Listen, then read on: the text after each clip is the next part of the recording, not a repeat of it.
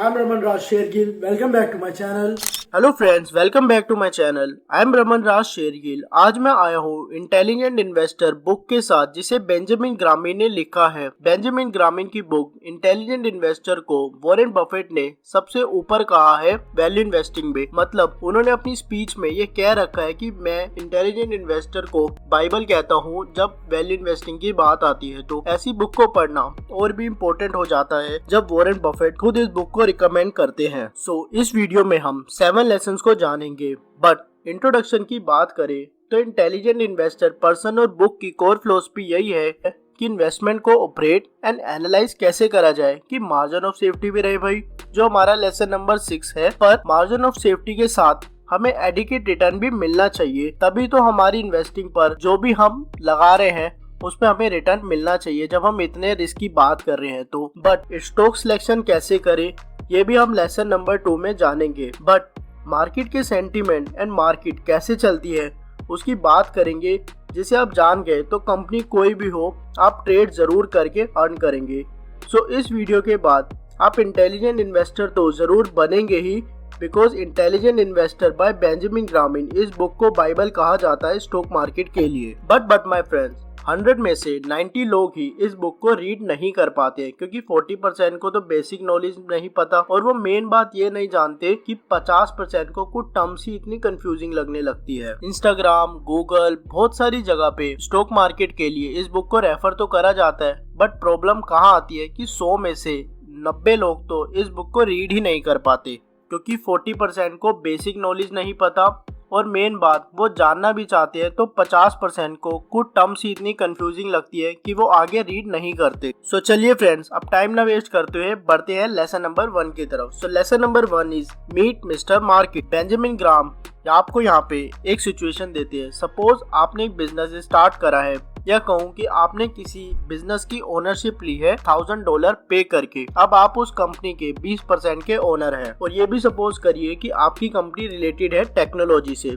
तो उसी टाइम एक पैसे वाला जेंटलमैन आपको पार्क में मिलता है घूमते घूमते, और वो आपको कहते हैं $1300 में मुझे दे दोगे क्या अपनी ओनरशिप, जबकि आपकी ओनरशिप $1500 की है। फिर उसके बाद नेक्स्ट क्वार्टर आपकी कंपनी 20% से ज्यादा प्रॉफिट इंक्रीज करती है। तभी वो जेंटलमैन आपको दोबारा मिलते हैं और कहते हैं क्या $800 में आप अपनी ओनरशिप दोगे। फिर वो आपको कन्विंस भी करते हैं कि आपकी टेक्नोलॉजी आउटडेटेड लगती है अब मुझे। सो ऐसे जेंटलमैन के साथ क्या आप बिजनेस करोगे? ऑब्वियसली नहीं, क्योंकि आप जब मेरे ख्याल से तो शायद आप उसको लात मार के भगा देंगे। बट एक्चुअल में ऐसा नहीं होता, क्योंकि ऐसा जेंटलमैन एक्चुअल में मिस्टर मार्केट है जो आपको अपने मूड के अकॉर्डिंग प्राइस ऑफर करता रहता है शेयर मार्केट में। ऑथर आपको कहते हैं जब वो आपको उल्टे सीधे प्राइस देते हैं, यहीं पे बेंजामिन का प्रिंसिपल अप्लाई होता है कि value is not equal to price. Benjamin Graham lesson number 1 में ये चीख चीख के कहते हैं कि प्राइस बस एक ऑफर है, बस बिजनेस करने के लिए।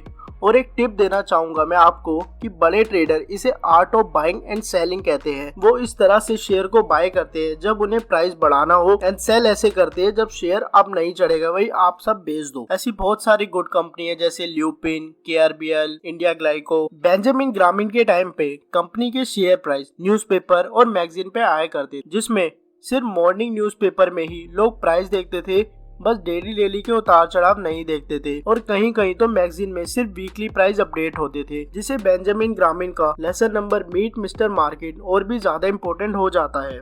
क्योंकि आज की डेट में हम सबके पास स्मार्टफोन है, और जब हम इन्वेस्ट कर देते तो हम 2-2 मिनट में देखते हैं कि क्या शेयर बढ़ा, क्या प्राइस आ रहा है, क्या कम हुआ, क्या ज्यादा घटा, क्या न्यूज आई। और यही चीजें हमें मीट मिस्टर मार्केट लेसन समझाना चाहते हैं ऑथर कहते हैं कि price is not equal to value. So आपके माइंड में ये क्वेश्चन जरूर आना चाहिए कि हम वैल्यू को कैसे देखें। सो वो हम जानेंगे अपने रिमेनिंग लेसन्स में।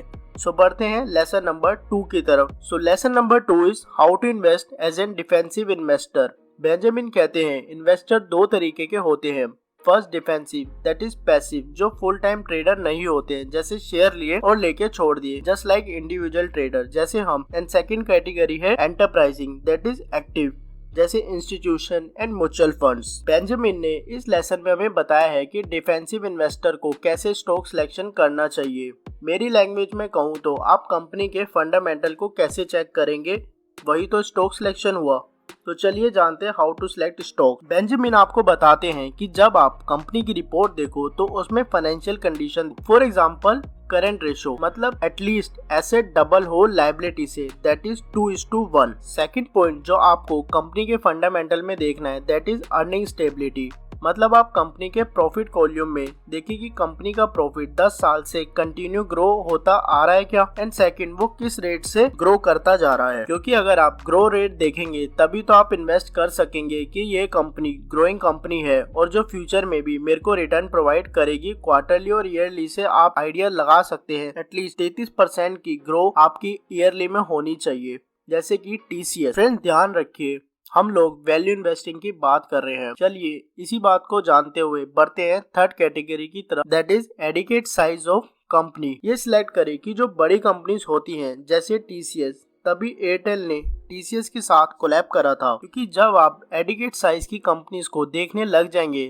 तभी तो आपको फ्यूचर की हैपनिंग पता लगेंगी। जैसे एयरटेल ने TCS के साथ कोलैब करके 5G लॉन्च करा था। और थिंग जो आपको फंडामेंटल में देखनी है, that is moderate PE ratio, मतलब जब आप कंपनी के प्रॉफिट अर्निंग रेशो को शेयर पर प्राइस से इवेल्युएट करेंगे तो आपको देखना है कि कंपनी की पिछली 3 साल की अर्निंग से 50 गुना ज्यादा शेयर पर प्राइस नहीं होना चाहिए। अगर ऐसा है तो आप शेयर को आज बहुत महंगे में खरीद रहे हैं। फॉर एग्जाम्पल हिंद यूनिलीवर, जब आप इसकी PE रेशो देखेंगे और उसे आज के प्राइस से कंपेयर करेंगे तो आपको टेक्निकली बहुत अच्छे से समझ आ जाएगा कि PE रेशो का क्या मतलब है, क्योंकि हम सबको ये तो पता ही है कि शेयर ओवर प्राइस है या अंडर प्राइस है और हमें किस तरीके से उसे खरीदना है, पर PE रेशो हमें ये बताता है कि अब हमें कब इन्वेस्ट करना है, क्या ये मेरे सही प्राइस पे आ गया है। दैट इज आपको ये चीजें आपको सीखनी है। फिफ्थ चीज जो आपको देखनी है, that is dividend record. Benjamin कहते हैं कि डिविडेंड डिले नहीं होना चाहिए 20 साल से कम और ना ही उनकी चेन टूटनी चाहिए, so there would be no miss payment of dividend in last 20 years. Sixth thing जो आपको देखनी है कि पोर्टफोलियो को डाइवर्सिफाई कैसे करके चले। 10 से 30 कंपनी इनफ है। 6 पॉइंट को क्लैरिफाई करिए जो आपको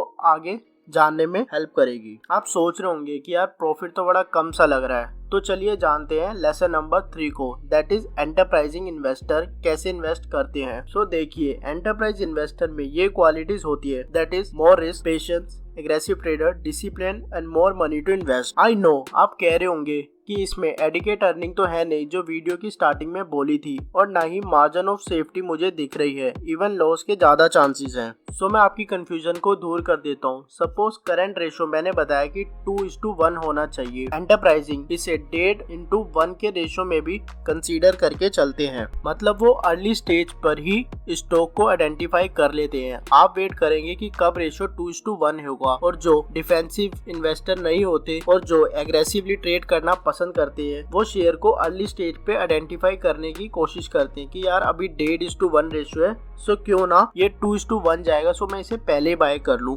ये सब एक आइडियाज हैं, आपको अपनी स्ट्रेटजीज खुद बनानी है।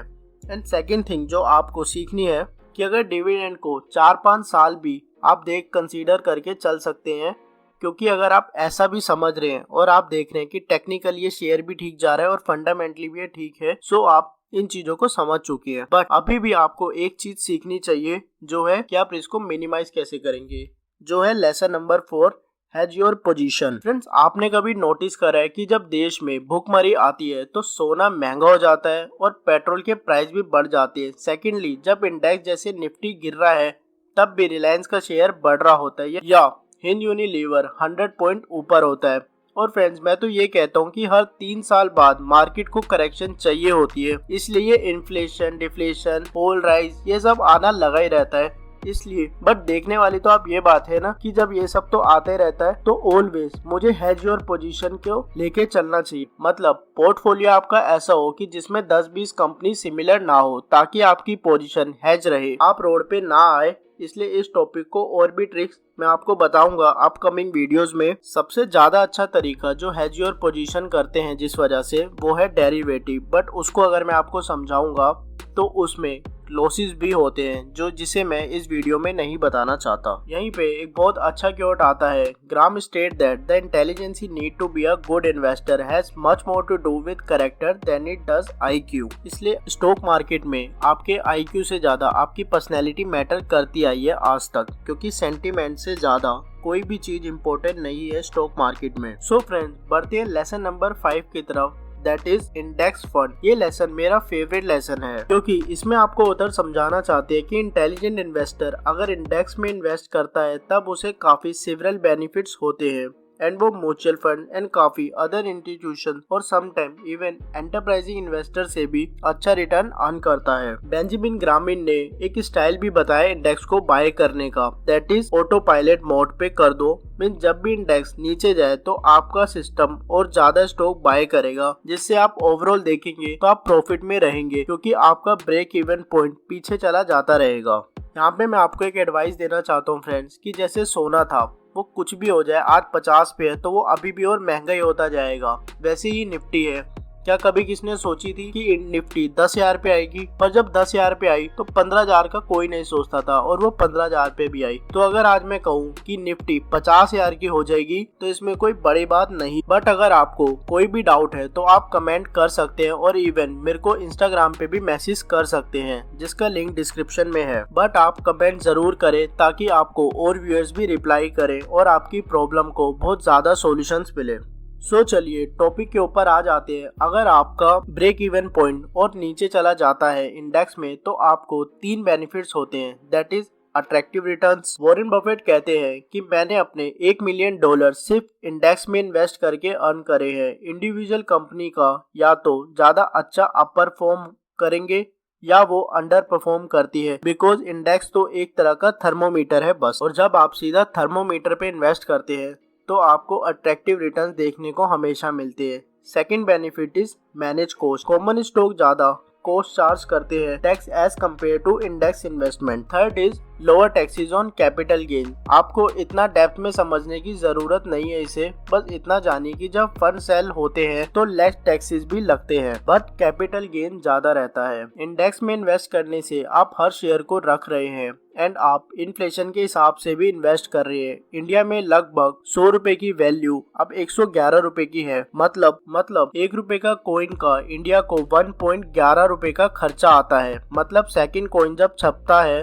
तो वो 1 रुपए की कॉस्ट, मतलब अपनी कॉस्ट से भी ज्यादा का पड़ता है सरकार को। इसलिए इन्फ्लेशन को सबसे ज्यादा पीछे छोड़ने का रास्ता यही है कि आप स्टॉक मार्केट में अपने पैसे को इन्वेस्ट करें, जो कि आप कर भी रहे होंगे, बट आप इंडेक्स में जरूर करें, क्योंकि एक थर्मोमीटर है इन्फ्लेशन रेट को पीछे छोड़ने का। सो चलिए फ्रेंड्स, लेसन नंबर 5 के बाद बढ़ते हैं लेसन नंबर 6 की तरफ, that is margin of safety. आज की डेट में जहाँ लोग इन्फ्लेशन देख के FD से स्टॉक मार्केट की तरफ मूव कर रहे हैं, तो यस, ये बहुत ही इम्पोर्टेंट लेसन है जो मुझे समरी में डालना बहुत जरूरी लगा। मेरा इंसिस्ट करने का ये मतलब है कि ये आप पूरी तरह तो मार्जिन को सेव नहीं कर सकते हैं, बट यस, काफी हद तक अगर आप उसे संभाल ले तो प्रॉफिट अपने आप बनने लगता है स्टॉक मार्केट में। स्टॉक मार्केट में पैसा कमाना एक आर्ट है साइंस के बाद, इसलिए मार्जिन ऑफ सेफ्टी के लिए बेंजामिन ग्रामीन ने एक फॉर्मूला दिया है। हाउएवर, ये तो आपने बात इस बुक में जान ली है कि price is not equal to value, पर कंपनी की वैल्यू निकलती है, जो मैंने आपको